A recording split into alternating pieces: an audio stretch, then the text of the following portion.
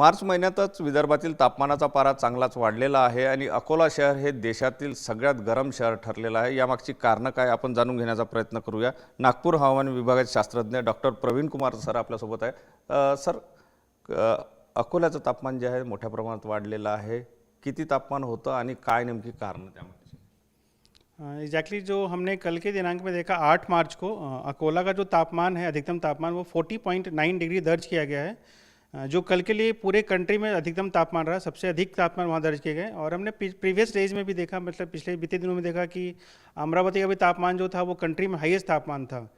तो हम देख रहे हैं कि जो विदर्भ के साथ साथ जो कंट्री के जो बाकी के जो क्षेत्र हैं, खासकर हम बात करें नॉर्दर्न प्लेन्स हो गए या नॉर्दर्न हिल्स हो गए या नॉर्थ वेस्ट इंडिया हो गया, मध्य भारत हो गया, सारी जगह पे तापमान जो अभी सामान्य से काफ़ी अधिक चल रहा है। और विदर्भ में भी हम देख रहे हैं कि जो तापमान है वो सामान्य से काफ़ी अधिक बना हुआ है। और ये जो परिस्थिति है अभी अगले 3 से 4 दिन तक, 5 दिन तक बनी रहेगी। हम देखेंगे तापमान जो है 40-41 तक कुछ क्षेत्रों में पहुंच सकता है। और साथ ही साथ जो नागपुर का जो तापमान है वो भी 38, 39 या 40 के आसपास पहुंचने की पूरी संभावना बनी हुई है अगले 4 से 5 दिनों में। लेकिन इसका जो एक मुख्य वजह माना जा रहा है कि हम देख पा रहे हैं कि जैसे ऊपरी हवाओं में अगर हम देखेंगे कि एक प्रतिचक्रवात यहाँ बने हुए हैं। अगर हम बात करें समुद्र तल से 3.1 किलोमीटर या 5.8 किलोमीटर पर एक प्रतिचक्रवात जैसी स्थिति बनी हुई है। साथ ही साथ अभी कोई भी ऐसी मौसमी प्रणाली जो है रीजन में, या हम बात करें भारत के क्षेत्र में या मध्य भारत में, ऐसी कोई मौसमी प्रणाली विकसित नहीं हुई है।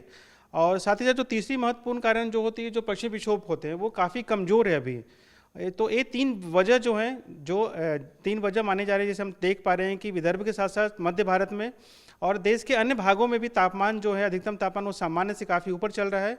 और इसको देखते हुए अगले 3 दिनों के लिए मौसम विभाग ने खासतौर पे विदर्भ की हम बात करें तो अकोला, अमरावती और वर्धा के लिए येलो अलर्ट्स जारी किए गए, क्योंकि यहाँ संभावना है कि हीट वेव जैसी परिस्थिति बनी रहेगी। उसके बाद हम पुनः देखेंगे कि 15 तारीख के आसपास से मौसम में बदलाव देखने को मिलने की संभावना बन रही है, क्योंकि हम देख रहे हैं कि बंगाल की खाड़ी और उसके साथ पास के इलाके में एक द्रोणिका का निर्माण हो रहा है, जिससे हमारे क्षेत्रों में, विदर्भ के क्षेत्रों में या मध्य भारत में, छत्तीसगढ़ में या विदर्भ में या फिर पूर्वी मध्य प्रदेश में मॉइस्चर्स आने शुरू हो जाएंगे, जिसे हम देखेंगे उस समय 15-16 के आसपास पुनः बारिश जैसी स्थिति बन सकती है। और जो वातावरण है वो ढक जैसा, मतलब जो क्लाउडी वेदर के एक्सपेक्टेड है। लेकिन अगले 4 से 5 दिन जो तापमान है एज इट इज बने रहेंगे। सर, हे येलो अलर्ट ज्या 3 जिल्ह्यांना देण्यात आलेला आहे, इथे तापमान किती वाढण्याची शक्यता वाटते? जैसा कि देखा कि हमने तापमान जो अधिकांश क्षेत्रों में हम बात करें, अगर पूर्वी विदर्भ का तो 38-39 तक पहुंच चुका है। पश्चिमी विदर्भ की बात करें जैसे अकोला, अमरावती, यहाँ पे तापमान 41 को आंकड़ा टच कर चुका है। तो अभी कुछ खास परिवर्तन देखने को नहीं मिलेगा। तापमान थोड़े बहुत बढ़ने वाले हैं, विदिन 1 डिग्री और विदिन 2 डिग्री। तो ऐसा कुछ ज़्यादा बढ़ने की उम्मीद नहीं है। जो तापमान है इसी क्रम में थोड़े बहुत बदलाव के साथ 1 डिग्री या बहुत 2 डिग्री का बदलाव देखा जाएगा। लेकिन तापमान जो है 41 या 42 के आसपास बनेगी अगले कुछ दिनों में। और पुनः हम देखेंगे कि 15 तारीख के आसपास से थोड़े से फिर से तापमान नीचे घसकेगा, पारा नीचे खिसकने का अनुमान लगाया जा रहा है, क्योंकि वातावरण में फिर से बादल जैसी परिस्थिति बनेगी और लोगों को थोड़ा राहत मिलने की संभावना बन सकती है। सर, अचानक या तापमान वाढलेलं आहे, या मागची नेमकी कारणं काय आणि काय प्रिकॉशन घ्यायला पाहिजे? डेफिनेटली जैसे मार्च में जो तापमान होते हैं विदर्भ की अगर हम बात करें तो सामान्य तापमान 41, 42 या 43 तक जाते हैं, लेकिन वो लेट समर में, लेट मार्च में होते हैं। इस बार हमने देखा कि जो तापमान है, अधिकतम तापमान वो 40 का आंकड़ा मार्च के पहले 8 हफ्ते में भी, पहले सप्ताह में ही पहुंच चुका है और एक क्रम अभी जारी है। तो इसका वजह जैसे मैंने बताया कि 2-3 वजह होती है। जैसे अभी कोई भी मौसमी प्रणाली अपने क्षेत्र में विकसित नहीं है। साथ ही साथ हम देखेंगे कि पश्चिमी विक्षोभ है जो काफ़ी वीक है।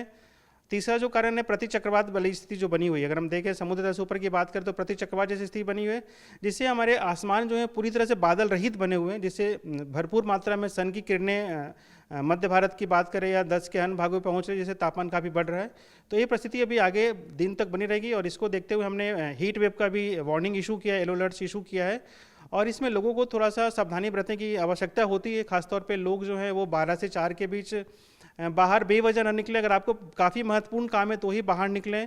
अपने आप को पूरी तरह से हाइड्रेटेड रखें। जो भी आप जितना पानी पी सकते हैं पिएँ, साथ साथ जो लस्सी होती है या जो छाछ होते हैं उसका सेवन करें। और अपने आप को मेन तौर पे हाइड्रेटेड रखें। अगर बाहर निकलना हो तो अपने आप को ढक के निकलें, अपने सर को ढक के निकलें, ताकि जो धूप है उसमें आपका प्रभाव कम हो। क्योंकि अभी क्या होती है, जब से धूप भरते हैं तो यूवी रेज की भी जो उसकी डेंसिटीज़ होती है वो भी ज़्यादा होती है, जिससे स्किन डिजीज़ जैसे या लोगों को इरिटेशन हो सकता है। साथ ही साथ अपने जो पशुधन है आपके, उसकी भी सुरक्षा करें, उनको शेड में रखें। आपके जो किसान भाई लोग हैं उनके साथ जो भी पशुधन होते हैं, जैसे गायें होती हैं या बकरियां होती हैं या मुर्गी पालन करने वाले लोग होते हैं, मत्स्य विभाग के लोग होते हैं, उनको एक सावधानी बरतनी चाहिए कि जो उनके पशुधन है उनको सुरक्षित स्थान पर रखें, शेड के साथ रखें और उनको भी प्रॉपर हायड्रेटेड रखें। नक्कीच 3 जिल्ह्यांमध्ये जो आहे तो येलो अलर्ट देण्यात आलेला आहे आणि तापमानामध्ये वाढ होण्याची शक्यता सुद्धा नागपूर हवामान विभागाने वर्तवली आहे. कॅमेरामन साईसह सुनील ढगे, TV9 मराठी, नागपूर.